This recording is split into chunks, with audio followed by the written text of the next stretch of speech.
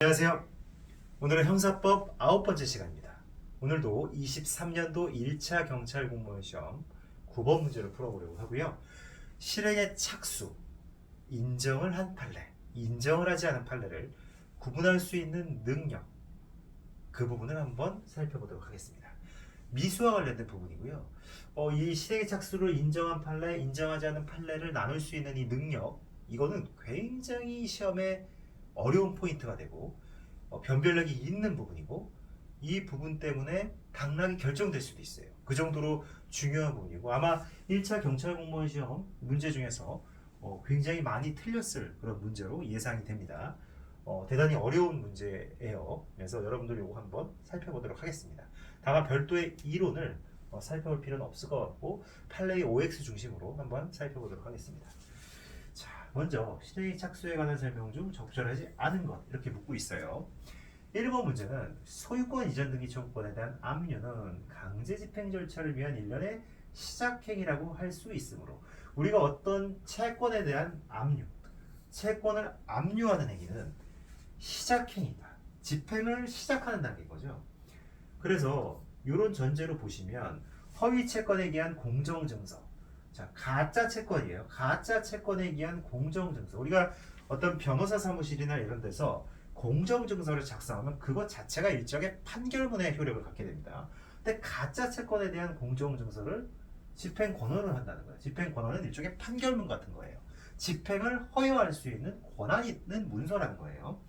이런 허위 채권에 의한 공정증서를 토대로 채무자의 소유권 이전 등기 청구권, 채무자의 소유권 이전 등기 청구권에 대해서 압류를 했다. 채무자가 가지고 있는 재산권이죠. 소유권 이전 등기 청구권이라면 채무자가 다른 사람한테 야, 그 소유권 이전에 할 수 있는 채권에 대해서 이 채권자, 허위 채권을 가지고 있는 사람이 압류 신청을 했다는 거예요. 압류 신청. 이건 뭐죠? 채권이 없는데 채무자가 가지고 있는 이전 등기 청구권이라는 채권에 대해서 가짜 채권을 갖고 있는 사람이 압류 신청을 했다는 거예요. 근데 압류는 강제 집행 절차의 일종의 시작행위라는 거예요. 강제 집행을 해가지고 그거를 결국은 환가를 해서 내 재산으로 만드는 거죠. 팔아가지고. 그랬을 때 압류는 가장 시작 단계에 해당되는 거예요. 따라서 어떤 사기 행위를 하는 데 있어서 실행의 착수, 가장 시작 시점이라고 볼 수 있는 거죠. 따라서 이 압류 신청을 한 시점에 소송사기의 실행에 착수했다고 볼 수 있다. 맞는 지문이에요. 민사적인 지식이 대단히 필요한 문제인데 여러분들 이 판례 정확히 기억해 두세요. 청구권에 대한 압류, 청구권에 대한 압류는 강제 집행 절차를 위한 일종의 시작행위인 것이고, 바로 이런 청구권에 대해서 압류 신청을 했다면, 이런 청구권에 대해서 압류 신청을 했다면 소송 사기의 실행의 착수에 해당한다. 이렇게 보시면 되겠습니다. 그다음 두 번째는 이론적인 부분이에요. 배임죄는 임무에 위배하는 행위를 한다는 점, 임무 위배 행위죠. 임무 위배 행위. 그리고 임무 위배 행위로 인해서 자기 또는 나 또는 제3자가 이익을 취득하고 나한테 사무처리 임무를 부여한 본인에게는 손해를 가한다는 점에 대한 인식과 의사를 가지고 임무 위배 행위를 개시한 때 실행에 착수해왔다고 볼 수 있다. 맞는 지문입니다. 그 다음 세 번째, 업무상 배임죄에서 부작위를 실행에 착수로 볼 수 있기 위해서는 자기 의무가 이행되지 않으면 사무처리의 임무를 부여한 사람이 재산권을 행사할 수 없으리라고 객관적으로 예견되는 등 구성요건적 결과 발생의 위험이 구체화한 상황에서 부작위가 이루어져야 되고, 즉 내가 이 사무처리를 부여받은 사람인데 내가 부작위를 하면 본인이 어마어마한 손해가 발생하는 거예요. 그런 어떤 구성요건적 상황이 무르익었을 때, 즉 결과 발생의 위험이 구체화된 상황에서 부작위가 이루어져야 된다는 거고, 이 부작위 당시 자신에게 주어진 임무를 위반한다는 점, 내가 부작위를 해서 내 자기 의무를 위반했다는 점과 그 부작위로 인해 손해가 발생할 위험이 있다는 점을 다 인식했어야 된다는 거죠. 실행의 착수를 보기 위해서는. 맞는 얘기예요.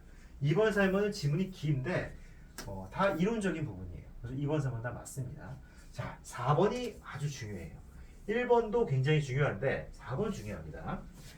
갑이 을로부터 국제 우편을 통해 향정신성 의약품을 수입하는 경우 필로폰을 받을 국내 주소를 알려주었는데 을이 필로폰이 들어있는 우편물을 발신국의 우체국에 제출하지 않았다. 즉 수신국에 있는 내가 필로폰을 받을 국내 주소를 알려줬는데 이 필로폰을 보낸다는 놈이 자기가 보내는 나라 발신국의 우체국에 이 필로폰을 제출조차 하지 않았다는 거예요. 제출조차.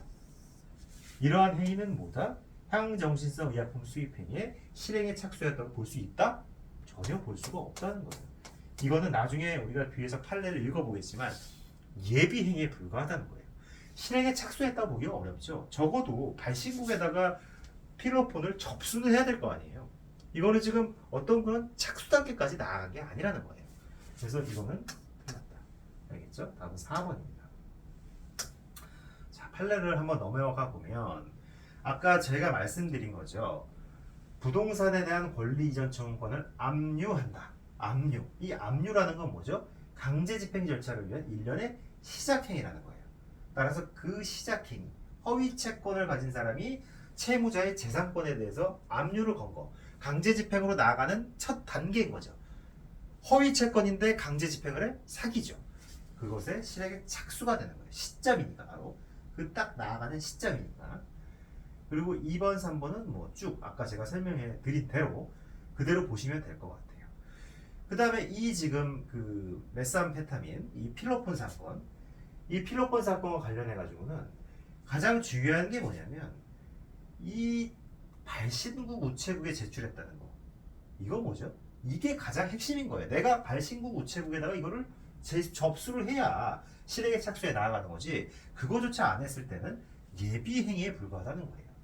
여기서는 또 다른 쟁점이 뭐였냐면 이게 혹시 불능미수가 아니냐.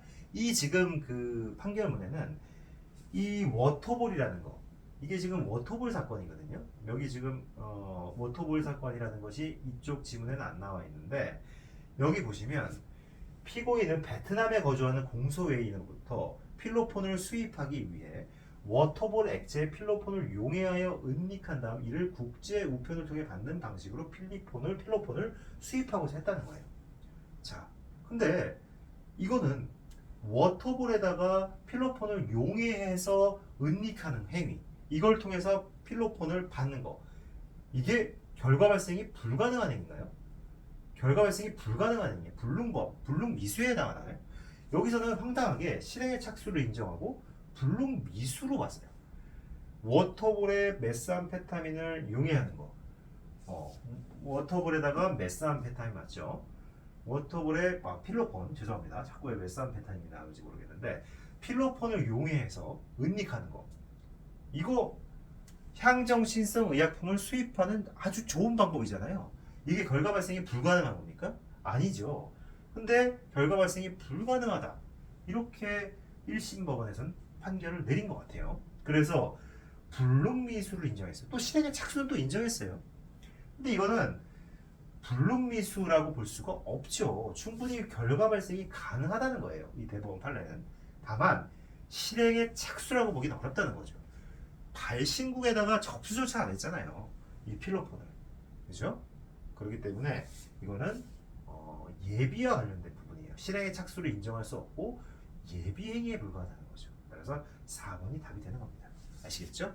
실행의 착수를 인정하느냐, 인정하지 않느냐, 이거를 구분하는 판례는 굉장히 까다로워요. 그러니까 여러분들 책에 잘 표시해두고 아주 꼼꼼하게 하나씩 암기해두세요. 또 시험에 나옵니다. 그리고 또 틀려요. 굉장히 중요한 부분입니다. 어렵고. 네, 오늘 여기까지 하도록 하겠습니다. 감사합니다.